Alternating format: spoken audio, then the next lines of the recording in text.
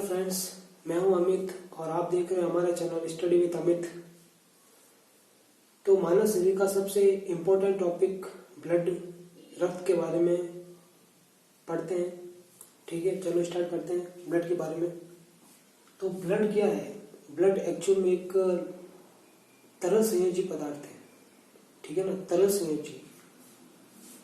तो ये तरल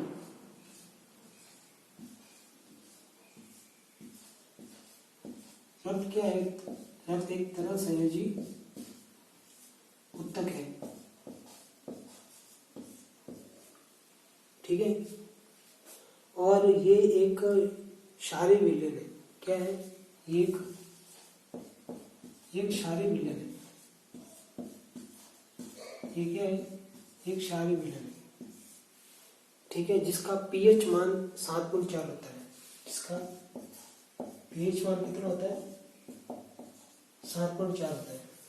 ठीक है, और ये मानव शरीर के अंदर रक्त की मात्रा कितनी होती है, तो ये वेट पर डिपेंड करता है कि वेट कितना मनुष्य का। ठीक है ना, तो जितना वेट होता है उस वेट का 7%, कितना? टोटल वेट का 7% मानव में रक्त होता है। ठीक है, और इसको अगर बात करें, अगर सामान्य बात, तो मेल के अंदर होता है 5.5 लीटर के आसपास, कहीं कहीं 6 लीटर भी लिखा होता है। ठीक है, और आधा लीटर इससे कम होता है फीमेल के अंदर, लगभग 5 लीटर मान लेते हैं।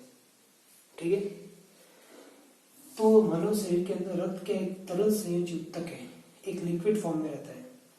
एक क्षारीय विलयन है जिसका पीएच मान 7.4 होता है, और टोटल बॉडी का 7% ही ब्लड होता है।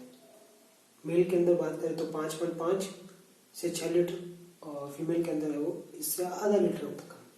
वो डिपेंड करता है कि आपका वेट कितना है, वेट के हिसाब से। ठीक है, अब ब्लड के अंदर मेनली 2 चीजें पाई जाती हैं। एक होती है प्लाज्मा, एक होती है प्लाज्मा। प्लाज्मा जो है वो टोटल ब्लड का 60%, कितना? टोटल ब्लड का 60% जो होता है वो ये होता है प्लाज्मा। ओके, तो प्लाज्मा 60% है। अब इसको भी अलग अलग भागों में बांटा है। जैसे इसमें 90%, 60 का भी 90%, तो इसमें क्या है? जल है। क्या है? 90% है पानी। ठीक है, 7% इसके अंदर आ गई प्रोटीन। क्या है? प्रोटीन। ओके, 0.9%, 0.9% इसमें क्या होता है? सॉल्ट, लवण। ठीक है, और 0.1% इसमें होता है क्या? ग्लूकोज की मात्रा, ग्लूकोज की मात्रा। तो प्लाज्मा के अंदर सबसे कम ये रहता है ग्लूकोज, और हाईएस्ट में क्या रहता है? पानी, 90% पानी रहता है। 7% प्रोटीन रहता है। अब प्लाज्मा के अंदर 2 इंपॉर्टेंट प्रोटीन भी पाए जाते हैं। कौन कौन से? देखो, एक तो होता है फाइब्रिनोजन। क्या होता है? फाइब्रिनोजन, मतलब रक्त का थक्का बनाने में काम आता है। और दूसरा होता है प्रोथ्रोम्बिन। प्रोथ्रोम्बिन, ये दोनों की दोनों प्रोटीन्स जो है वो रक्त का थक्का बनाने में काम आती है। ठीक है, आगे पढ़ेंगे इसके बारे में। तो ये बेसिक सा है। ठीक है ना, अब इसका काम क्या होता है? देखो, इसका काम यही है कि शरीर में जो बचा हुआ भोजन है, बचा हुआ भोजन है, इसके अलावा शरीर में जो हार्मोन्स वगैरह है, हार्मोन्स, उनका क्या करना है? पूरी बॉडी के अंदर संवहन करने का काम है। क्या करने का काम है? संवहन, पूरी बॉडी में संवहन करना। बचा हुआ भोजन है और दूसरा हार्मोन्स वगैरह है, तो उनका पूरी बॉडी के अंदर संवहन करने का काम है, वो होता है प्लाज्मा का। ठीक है, और एक और चीज है कि अगर प्लाज्मा में से फाइब्रिनोजन को निकाल दी जाए तो क्या बचता है पीछे? सीरम बचता है। सीरम, प्लाज्मा में से फाइब्रिनोजन को निकाल दी जाए तो पीछे क्या बचता है? सीरम। ये सीरम क्या होता है? सीरम वही चीज है जिससे पता चलता है कि बीमारी कौन सी है। मतलब बीमारी का पता लगाने के लिए अगर जो ब्लड लिया जाता है तो ब्लड के अंदर क्या चेक करते हैं? सीरम चेक करते हैं। इससे पता चलता है कि बीमारी कौन सी है। तो कह सकते हैं कि बीमारी की जांच, मतलब बीमारी की जांच है वो सीरम से होती है। ठीक है ना, इंपॉर्टेंट है, ध्यान रखना। ये तो हो गया प्लाज्मा, ये पहला पार्ट। एक पार्ट हो गया कि ब्लड के अंदर 60% तो होता है ये प्लाज्मा, तो 40% क्या होता है? तो 40% होता है रुधिर अणु। क्या होता है? रुधिर अणु। क्या होता है? रुधिर अणु। ये होता है 40%, 40% होता है। ठीक है, ये होता है लिक्विड के फॉर्म में, लेकिन ये होता है कण की फॉर्म में। किसकी फॉर्म में? कण की फॉर्म में होता है, कण। ठीक है ना। अब ये भी कितने भाग में बटा, देखो WBC में। चलो पहले आरबीसी कहते हैं। आरबीसी भी पहला होता है आरबीसी के फॉर्म में, red plus corpus, red blood corpus यानी लाल रक्त कणिकाएं। ठीक है, एक होती है WBC श्वेत रक्त कणिकाएं, और एक होती है रक्त बिंबाणु,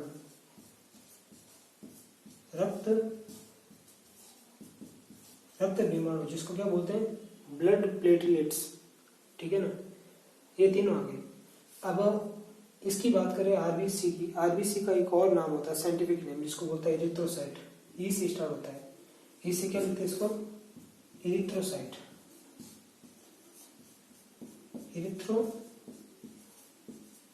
ठीक है, और WBC से का साइंटिफिक नेम होता है ल्यूकोसाइट। एल से स्टार्ट होता है। क्या होता है? ल्यूकोसाइट। ल्यूकोसाइट। और रक्त विमाणु का साइंटिफिक नेम T से स्टार्ट होता है। टी से क्या होता है? थ्रोम्बोसाइट। थ्रोम्बोसाइट। ठीक है, यहाँ तक। तो रुधिर अणु जो होता है ब्लड में कितना होता है? 40%। कण के फॉर्म में होता है। ये लिक्विड फॉर्म हो तो ये कण के फॉर्म में होता है। आरबीसी का जो साइंटिफिक नेम होता है एरिथ्रोसाइट। कभी कभी ऐसा भी नाम पूछ लेते हैं कि आरबीसी को और क्या कहते हैं। रेलवे के अंदर ऐसे क्वेश्चन पूछते हैं नॉर्मली। तो आरबीसी का दूसरा नाम क्या है? एरिथ्रोसाइट है। WBC का ल्यूकोसाइट है। रक्त विमाणु का थ्रोम्बोसाइट है। ठीक है, अब ये नाम हो गए।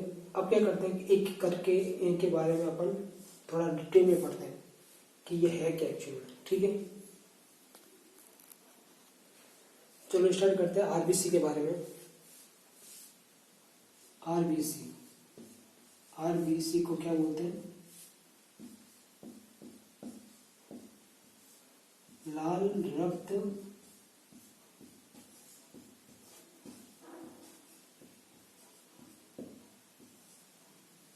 रक्त कणिकाएं। ठीक है, इसका दूसरा नाम क्या बताया था? एरिथ्रोसाइट। एरिथ्रोसाइट। ठीक है ना, ये नाम याद रखना इंपॉर्टेंट है, एरिथ्रोसाइट। अब देखो आरबीसी के अंदर बेसिक चीजें, जैसे कि आरबीसी के अंदर क्या होता है। केंद्र की बात करें तो केंद्र किसके अंदर नहीं होता है। ठीक है, केंद्रक है, लाइसोसोम है, ये इसके अंदर नहीं होता है, पहली चीज। दूसरा, जीवन काल। ये क्वेश्चन पूछा गया है रेलवे के अंदर। आरबीसी का जीवन काल 120 दिन का। कितना? 120 दिन का जीवन काल।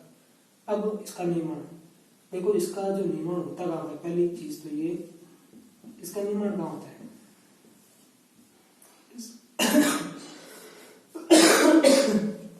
इसका निर्माण है ना, होता तो अस्थि मज्जा के अंदर है, अस्थि मज्जा में होता है, जिसको बोन मैरो भी कहते हैं। लेकिन अगर भ्रूण है, यह क्वेश्चन भी रेलवे में पूछा गया, अगर भ्रूण है तो प्लीहा में और लीवर यानी यकृत के अंदर आरबीसी का निर्माण होता है।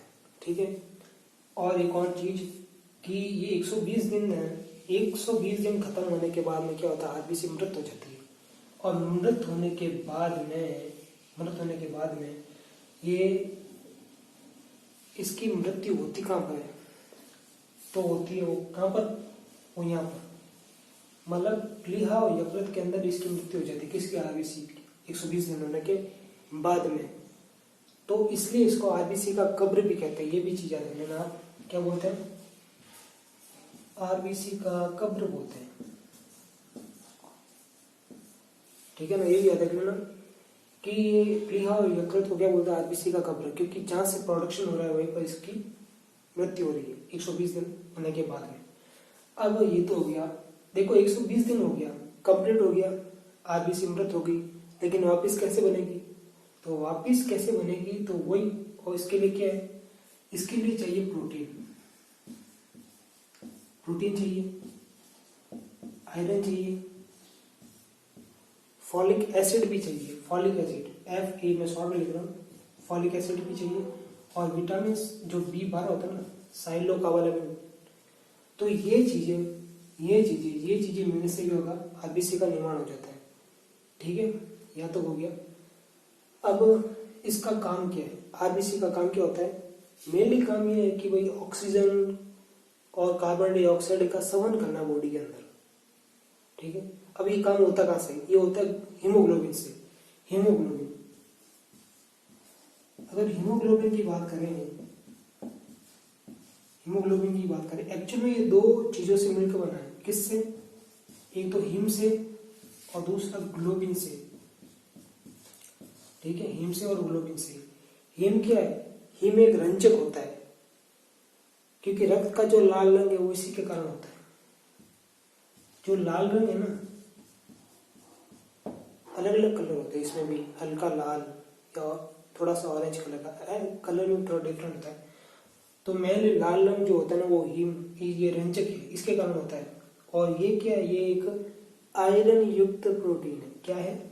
आयरन, लोह युक्त कह सकते हैं, आयरन युक्त प्रोटीन है। इसका भी एक नाम है। अब इसका क्या नाम है? देखो, इसका नाम है हिमेटिन। बेसिकली हिमेटिन का काम होता है ऑक्सीजन और कार्बन डाइऑक्साइड का से संयोग करना। क्या करना? ऑक्सीजन कार्बन डाइऑक्साइड से संयोग, ये हिमेटिन का बेसिकली काम होता है, ठीक है ना। तो ये यहाँ तक हो गया। और एक और चीज है कि हीमोग्लोबिन जो है ना, अगर इसकी मात्रा कम हो जाए, अगर इसकी मात्रा कम हो जाती है, किसकी? हीमोग्लोबिन की, तो कौन सा रोग होता है? एनीमिया। ये क्वेश्चन भी रेलवे के अंदर पूछा गया है। रेलवे के अंदर ये क्वेश्चन भी पूछा गया है, हीमोग्लोबिन की कमी से कौन सा रोग होता है? एनीमिया रोग होता है। और इसके लिए फिर कौन सी आयरन की गोली दी जाती है, ठीक है ना, एनीमिया रोग।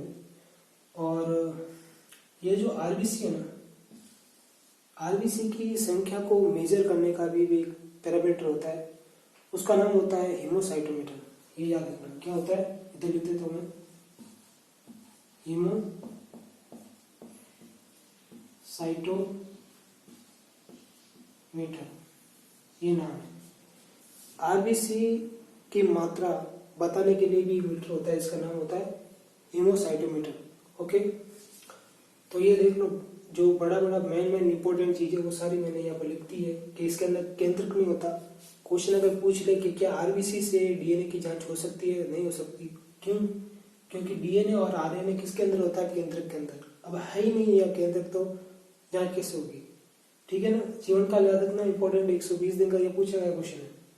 इसका निर्माण कहाँ होता है? ये भी पूछा गया। अस्थि मज्जा, बोन मैरो के अंदर इसका निर्माण होता है। अगर भ्रूण है तो प्लीहा यानी स्प्लीन और लीवर के अंदर। एक और क्वेश्चन बता देता हूँ कि प्लीहा को ब्लड बैंक बोलते हैं। क्या बोलते हैं? ब्लड बैंक भी बोलते हैं। ये क्वेश्चन पूछा गया है, क्योंकि जो ब्लड का संग्रह, मतलब संग्रह करके, स्टोर करके कौन रखता है? प्लीहा रखता है, स्प्लीन रखता है। इसलिए इसको ब्लड बैंक भी बोलते हैं, ठीक है ना, ब्लड बैंक भी बोलते हैं। इंपॉर्टेंट है। और आरबीसी का निर्माण इन चीजों से होता है, प्रोटीन से, आयरन से, फॉलिक एसिड है, विटामिन B12 हो गया, ठीक है ना, इनसे होता है।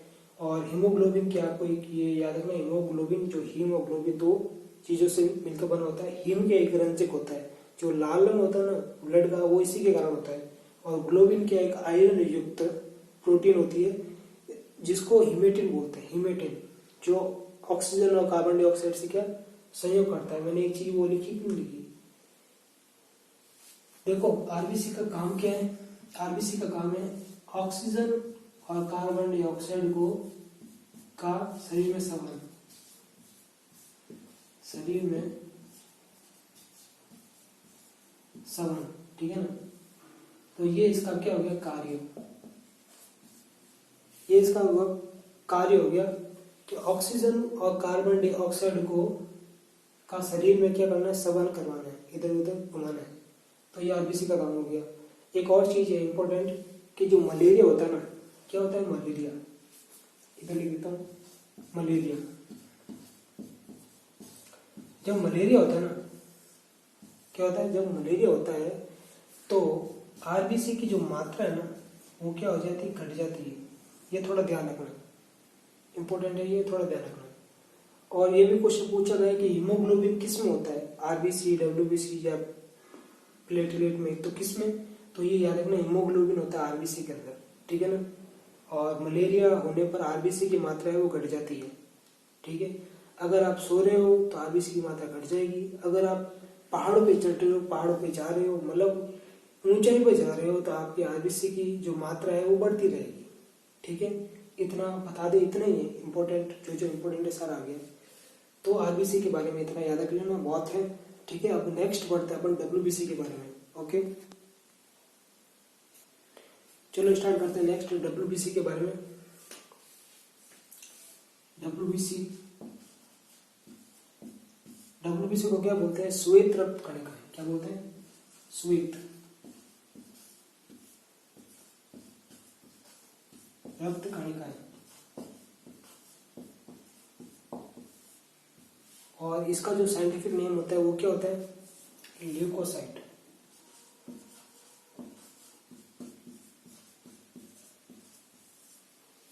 ठीक है ना, ल्यूकोसाइट होता है ना। अब वही सारी चीजें, किसका जीवन काल कितना होता है, तो लिख देते जीवन काल 2 से 5 दिन का होता है। कितना, 2 से लेकर 5 डेज का। फिर इसका निर्माण कहाँ होता है, इसका निर्माण कहीं भी हो सकता है। इसका निर्माण बोन मेरो में भी हो सकता है, अस्थि मज्जा, अस्थि मज्जा बोन मेरो में भी हो सकता है, लिम्फ नोड में भी होता है,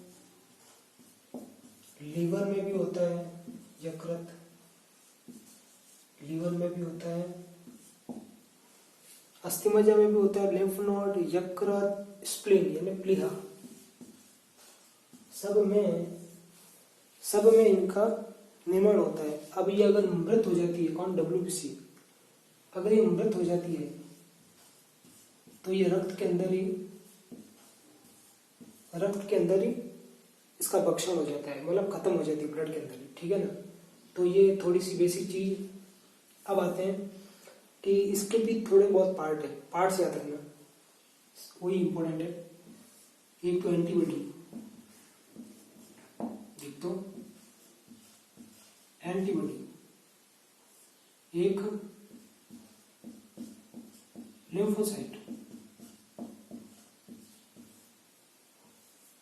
एक मोनोसाइट।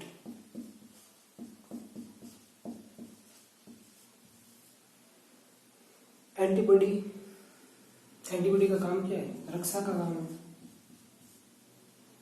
एंटीबॉडी ये क्या है, रक्षा। देखो डब्ल्यूबीसी का मेन पर्पस क्या है, मेन काम यही है कि शरीर को रोगों से बचाना। क्या करना, शरीर को रोगों से बचाना है, होता है यही काम है कि शरीर को रोगों से बचाने का काम किसका, डब्ल्यूबीसी का काम है। अब ये एंटीबॉडी का काम क्या है, रक्षा का काम है। लेकिन एक्चुअल में क्या होता है, जो लिम्फोसाइट है ये क्या करता है, एंटीबॉडी को बनाता है, ठीक है ना। तो जो लिम्फोसाइट है ये क्या करता है, बीमारियों को मारता है, ठीक है ना। कीटाणु और जो जीवाणु वगैरह, ये को बीमारी है, बीमारी को पर अटैक करने का मेन काम इसका है, लिम्फोसाइट का है। और मोनोसाइट का काम क्या है कि बीमारी को खत्म करने के बाद जो भी जीवाणु, कीटाणु, विषाणु वगैरह जो भी बचे उसका भक्षण का काम इसका है, मोनोसाइट का काम है। और ये इसका काम क्या है, लिख देता हूं, जीवाणु का भक्षण का काम है। इसलिए इसकी जो संख्या है ना मोनोसाइट की सबसे ज्यादा होती है डब्ल्यूबीसी में, सबसे ज्यादा ये होता है मोनोसाइट, और लिम्फोसाइट सबसे कम होता है, मिनिमम। ये क्वेश्चन में पूछा गया रेलवे के अंदर, ये क्वेश्चन रेलवे में पूछा गया है कि डब्ल्यूबीसी के अंदर सबसे ज्यादा मात्रा में क्या होता है, तो ये होता है मोनोसाइट, ठीक है ना। सबसे कम होता है लिम्फोसाइट। ओके, ये हो गया। और एक और चीज बता देता हूँ कि डब्ल्यूबीसी जो है ना, मतलब ये शरीर को रोगों से बचाता है। लिम्फोसाइट मेन तो ये है, लिम्फोसाइट। अगर ये लिम्फोसाइट ही खराब हो जाए, खत्म हो जाए तो फिर शरीर को रोगों से बचाना मुश्किल हो जाएगा। और ये होता भी है, ये कब होता है कि अगर HIV रोग हो जाता है। कौन सा? HIV, एड्स कहते हैं जिसको। HIV होने पर क्या होता है, HIV होने पर क्या होता है, लिम्फोसाइट क्या होता है, खत्म हो जाता है पूरा। लिम्फोसाइट खत्म हो जाता है, उससे क्या होता है कि शरीर को बचाने वाला कोई बचता नहीं है। तो एंड में क्या होता है, आदमी की मृत्यु तो होनी निश्चित ही है। तो ये मेन क्या होता है, इतना याद रख लेना, HIV होने पर क्या होता है, लिम्फोसाइट समाप्त हो जाता है, ठीक है ना ये। और दूसरा एक और चीज, इसकी जो संख्या कितनी है, मैंने संख्या शायद बताई नहीं है, संख्या मैंने बताई नहीं कितनी होती है। चलो एक बता ही देता हूँ। देखो डब्ल्यूबीसी जो है ना, ब्लड के अंदर होता है 10,000, 10,000, कितना, 10,000 होता है। कौन? डब्ल्यूबीसी की संख्या कितनी होती है, 10,000 की।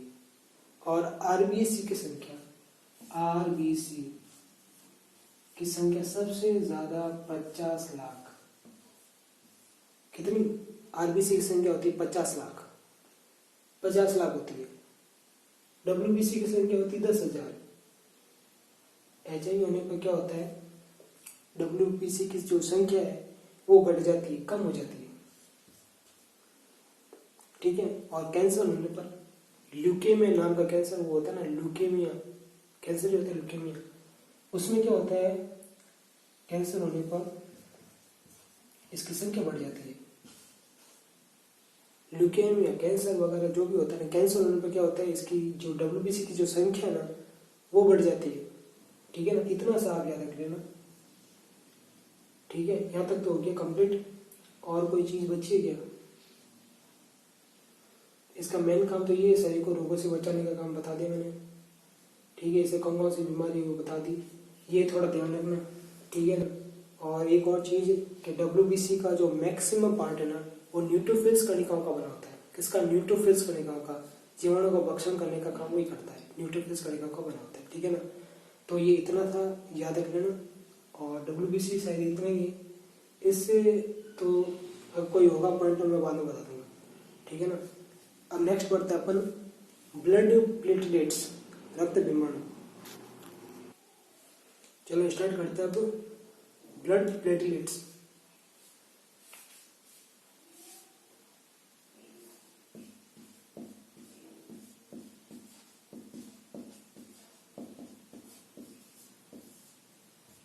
रक्त विमाणु जिसको क्या बोलते हैं,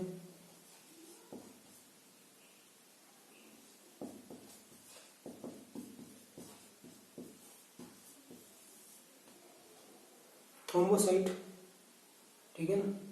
इसके अंदर क्या होता है, केंद्रक नहीं होता है। जिस तरह से आरबीसी के अंदर केंद्रक नहीं होता है, इसके अंदर भी केंद्रक नहीं होता है। तो इसके अंदर भी जो केंद्रक है नहीं होता है। और डब्ल्यूबीसी के अंदर क्या होता है, केंद्रक होता है। मैंने शायद लिखा नहीं होगा, मैंने शायद लिखा नहीं है, बाकी ये देख लेना आप, डब्ल्यूबीसी के अंदर केंद्रक होता है। केंद्रक होने से क्या होगा, अगर क्वेश्चन आ जाए,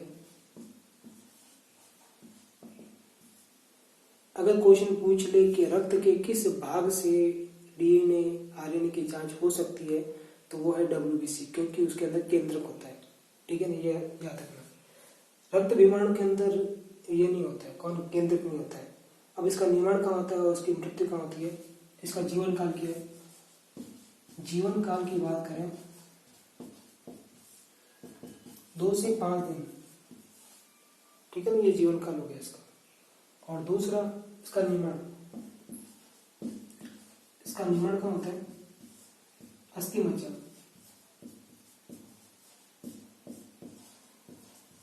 बॉन मैरो के अंदर इसका निर्माण होता है, बॉन मैरो में निर्माण होता है। और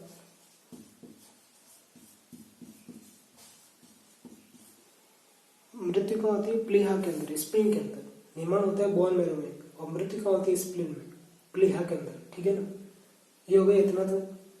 अब मेन बात है कि इसका काम क्या है, मेन काम क्या है इसका, मेन काम ये है कि रक्त का थक्का बनाने में मदद करता है। रक्त का थक्का बनाना, मेन काम यही है इसका, मेन काम यही है कि रक्त का थक्का बनाने में मदद करता है, ठीक है। और डेंगू रोग इंपॉर्टेंट है, ये याद रखना। डेंगू रोग के अंदर क्या होता है कि जो प्लेटलेट्स जो होते हैं ना, वो घटना स्टार्ट हो जाते हैं। वैसे इसकी मात्रा होती कितनी है, 2 लाख होती है। कितनी होती है, 2 लाख। इसकी मात्रा होती है 2 लाख, 2 लाख, ठीक है ना, 2 लाख इसकी मात्रा होती है। और डेंगू होने पर क्या होता है कि जो प्लेटलेट्स है वो घटना स्टार्ट हो जाते हैं, ठीक है ना, डेंगू में। और ठीक है, ये इतना हो गया। मेन काम ये रक्त का थक्का बनाना, क्लॉट करने का काम। अब क्लॉट होता कैसे है, देखो थक्का कैसे बनता है, थक्का कैसे बनता है। सबसे पहले जो थ्रोम्बोसाइट है, थ्रोम्बोसाइट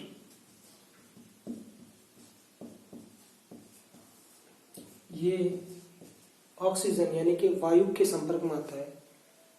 वायु के संपर्क में अब आएगा कैसे कि मान लो आपके कट लग गया, ठीक है ना, चीरा आ गया, तो क्या होगा, चीरा आते या कट लगते क्या होगा, वायु के संपर्क में आता है, ऑक्सीजन तो जाएगी। तो ये ऑक्सीजन के संपर्क में आने से क्या होता है, थ्रोम्बोप्लास्टिक बनता है। क्या बनता है, थ्रोम्बोप्लास्टिन,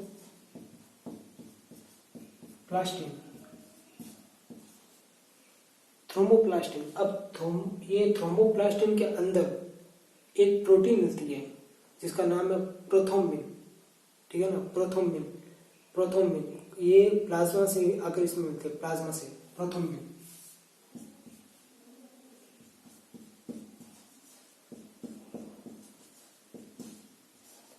और इसके अंदर कैल्शियम, कौन, कैल्शियम भी आकर मिलता है। तो थ्रोम्बोप्लास्टिन, प्रोथ्रोम्बिन और कैल्शियम, इन तीनों के मिलने से क्या बनता है, थ्रोम्बिन। क्या बनता है, क्या बनता है, थ्रोम्बिन।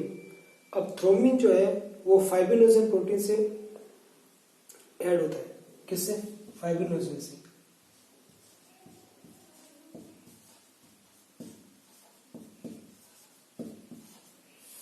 ठीक है ना, थ्रोम्बिन जो है वो फाइब्रिनोजन से संयुक्त होता है और क्या बनता है, फाइब्रिन। क्या बनता है, फाइब्रिन, फाइब्रिन। और लास्ट फाइब्रिन क्या करता है, ये जो रक्त विमाणु है ना, इससे संयोग करता है, किससे, रक्त विमाणु से।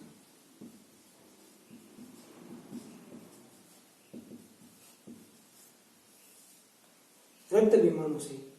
और ये पूरी क्रिया जब कंप्लीट हो जाती है तब जाकर ये बनता है थक्का, ठीक है ना। एक वापिस बता देता हूँ, देखो थक्का कैसे बनता है, थ्रोम्बोसाइट है, प्रोटीन जो प्लाज्मा, देखो प्लाज्मा सॉरी ये प्लेटलेट वाला थ्रोम्बोसाइट, ये यहाँ पर एक तो ये वाली प्रोटीन, दूसरी है फाइब्रिनोजन। ये 2 प्रोटीन है, दोनों कहाँ से, ये प्लाज्मा से, ये प्लाज्मा के दोनों प्रोटीन, ध्यान रखना, भूलना मत। क्वेश्चन पूछ सकता है कि ये प्रोटीन कौन सी है, ये प्लाज्मा वाली है। ये जो थ्रोम्बोसाइट है ये प्लेटलेट वाला है, उसका जो साइंटिफिक नेम है। देखो थ्रोम्बोसाइट है, ऑक्सीजन से रिएक्ट होकर क्या बनता है, थ्रोम्बोप्लास्टिन। थ्रोम्बोप्लास्टिन के अंदर प्रोथ्रोम्बिन प्रोटीन और कैल्शियम है, वो ऐड होगा, क्या बनेगा, थ्रोम्बिन। थ्रोम्बिन का फाइब्रिनोजन से रिएक्शन होता है, ऐड होता है, क्या बनता है, फाइब्रिन, और फाइब्रिन का जब फाइनली रक्त विमाणु से संयोग होता है तो क्या बनता है, थक्का। तो इसलिए ये पूरी रिएक्शन है आपको याद रखनी पड़ती है। तो मेन इंपोर्टेंट एक तो ये प्रोथ्रोम्बिन है और फाइब्रिनोजेन है, मतलब इनके द्वारा ही क्या होता है, रक्त का थक्का बनता है मेनली, ठीक है ना, ये याद रखना। और मेन चीजें थी आपको ये बता दी, ब्लड प्लेटलेट हो गया। और नेक्स्ट पढ़ते हैं कि इसके बारे में जो बेसिक सी चीजें हैं वो भी पढ़ते हैं। चलो कुछ और भी बातें इसमें पढ़ लेते हैं। जैसे ब्लड का जो स्टडी होता है ना, स्टडी क्या होता है, अध्ययन। रक्त का जो अध्ययन होता है उसको क्या बोलते हैं, सेरोलॉजी। सेरोलॉजी। और दूसरा क्या नाम है, हेमेटोलॉजी। क्या नाम है,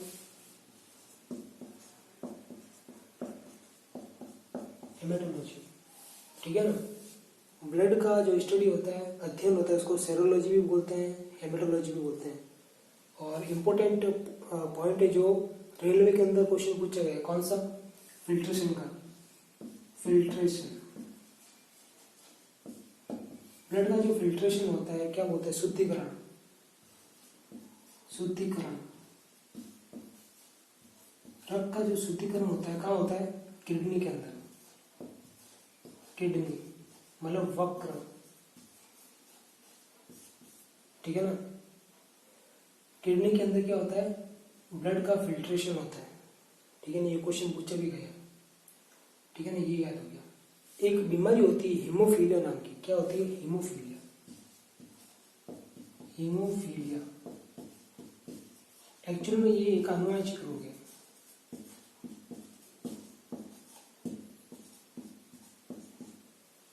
हीमोफीलिया एक आनुवंशिक रोग है, जेनेटिक प्रॉब्लम है। इसके अंदर क्या होता है कि जो ब्लड होता है ना वो जमता नहीं है।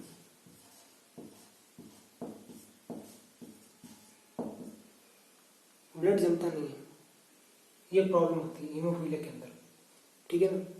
और ये जो जमने वाली बात है ना, ये हिपेरिन पर लागू होती है। ये भी एक प्रोटीन है, हिपेरिन। हिपेरिन, हिपेरिन का काम यही है कि जमने से रोकना।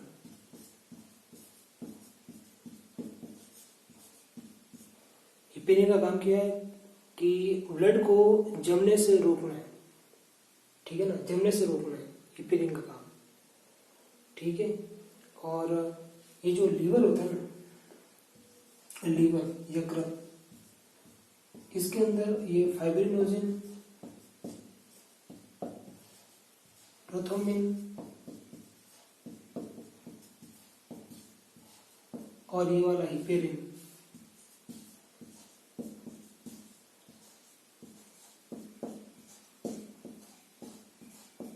इन तीनों का निर्माण लीवर के अंदर होता है, ठीक है ना। इंपॉर्टेंट है ये ध्यान रखना कि फाइब्रिनोजेन हो चाहे प्रोथ्रोम्बिन हो चाहे हिपेरिन हो, इनका निर्माण कहाँ पर होता है, लीवर के अंदर होता है इनका निर्माण, ठीक है ना, ये याद रखना। और बाकी बता ही दिया है, प्लीहा स्प्लीन जो होता है उसको क्या बोलते हैं, ब्लड बैंक बोलते हैं, और आरबीसी का कब्र भी बोलते हैं, ठीक है ना। इसका स्टडी ध्यान रखना है, सेरोलॉजी हेमेटोलॉजी कहलाता है। फिल्ट्रेशन का काम किडनी करता है, ये इंपॉर्टेंट है, ध्यान रखना। हीमोफीलिया का आनुवंशिक रोग है जो ब्लड को जमने से रोकता है, ठीक है ना। ये बेसिक सी चीज ध्यान रखना, ठीक है। अब बात करते हैं हम ब्लड ग्रुप के बारे में। ब्लड ग्रुप, ठीक है। चलो स्टार्ट करते हैं।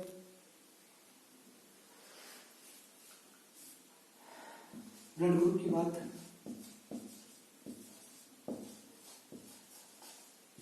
देखो ब्लड ग्रुप में क्या होता है कि सबसे पहले इसकी खोज किसने करी थी, लैंडस्टीनर ने। किसने,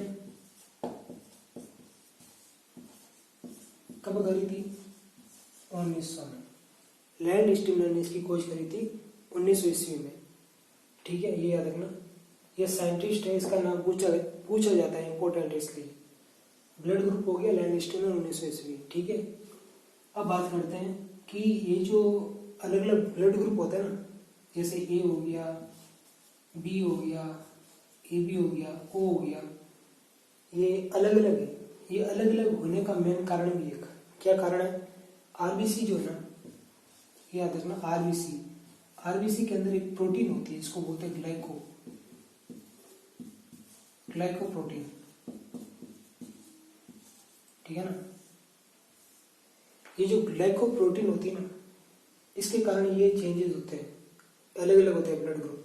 और ये जो ग्लाइकोप्रोटीन है ना, उसको क्या बोलते हैं, एंटीजन। क्या बोलते हैं, एंटीजन।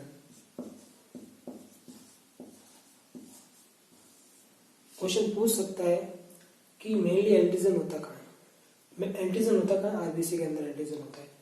और इस एंटीजन की एक अपोजिट प्रोटीन भी पाई जाती है, उसको बोलते हैं एंटीबॉडी। क्या बोलते हैं, एंटीबॉडी। अब एंटीबॉडी होती कहाँ है, ये एंटीबॉडी होती कहाँ है, एंटीबॉडी कहाँ होती है, प्लाज्मा में। इंपॉर्टेंट है भाई, ये भी ध्यान रखना। एंटीजन होता है आरबीसी में और एंटीबॉडी होता है प्लाज्मा के अंदर। इंपॉर्टेंट है, ध्यान रखना ये, ठीक है। ये हो गया। अब थोड़ा सा ये बात बता ही देते हैं। देखो ये एंटीजन होता है ना, एंटीजन को अपन किससे शो करते हैं, कैपिटल ए कैपिटल बी से, और एंटीबॉडी को स्मॉल ए स्मॉल बी से लिखते हैं ना। ये कोई साइंटिफिक या लॉजिकल नहीं है, ठीक है ना, कि ये क्यों लिखा। बस यही है कि ये अगर दोनों सेम देते तो फिर कंफ्यूज होता कि दोनों कैपिटल ए दोनों कैपिटल बी। इसलिए खाली ये बताने के लिए कि एंटीजन है तो कैपिटल नाम दे दिया, एंटीबॉडी है तो स्मॉल में नाम देते, बाकी कोई साइंटिफिक रूल नहीं इसका, ठीक है ना। अब देख रहे हो ये ब्लड ग्रुप है, ए बी और ओ, ये 4 ब्लड ग्रुप हो गए। अब इसका एंटीजन, इसको हटा ही देता हूँ यार, इसको हटा देते हैं। देखो ये क्या हो गया, ब्लड ग्रुप, ठीक है। ये हो जाएगा एंटीजन और ये यहाँ पर एंटीबॉडी, ठीक है। एंटीजन या आरबीसी, आरबीसी के अंदर होता है एंटीजन और एंटीबॉडी प्लाज्मा से, ठीक है ना। देखो जो ब्लड ग्रुप ए है ना, उसका एंटीजन भी ए ही होगा। ए ब्लड ग्रुप का एंटीजन ए होगा और एंटीबॉडी इसका अपोजिट बताया मैंने, अपोजिट होती है तो अपोजिट हो गया बी, स्मॉल बी। और ब्लड ग्रुप बी की बात करें, इसका एंटीजन भी बी होगा और एंटीबॉडी इसका अपोजिट हो गया, यानी कि स्मॉल है, अपोजिट हो गया स्मॉल है। और ए बी की बात करें, अगर ए बी की बात करें तो इसका एंटीजन क्या होगा, एंटीजन तो ए बी होगा। लेकिन एक बात है कि ए बी का कोई एंटीबॉडी नहीं होता है, एंटीबॉडी होता ही नहीं इसका, एंटीबॉडी नहीं होता है। और ओ की बात करें तो ओ का एंटीजन कोई नहीं होता, ओ का कोई एंटीजन नहीं होता, एंटीबॉडी दोनों होते हैं। कौन से, स्मॉल ए स्मॉल बी। तो ये थोड़ी कंफ्यूजन वाली चीज है, ध्यान रखना ये वाली, ठीक है ना। ए बी का एंटीबॉडी कोई नहीं होता है और ओ का कोई एंटीजन नहीं होता है, ठीक है। अब थोड़ी सी ये भी चीज है, ध्यान रखना कि ये सर्वग्राही है और ये सर्वदाता, यूनिवर्सल डोनर, यूनिवर्सल एक्सेप्टर, ठीक है ना। तो ये बेसिक सी चीज होगी। थोड़ा सा मैं आरएच फैक्टर के बारे में बता देता हूँ, वैसे इंपॉर्टेंट है नहीं, फिर भी देख लो थोड़ा सा। देखो आरएच फैक्टर क्या होता है, आरएच फैक्टर जो है ना, वो वैज्ञानिक थे एक विनर नाम के, विनर सन 1940 के अंदर क्या किया इन्होंने, खोज करी, 1940 के अंदर खोज करी।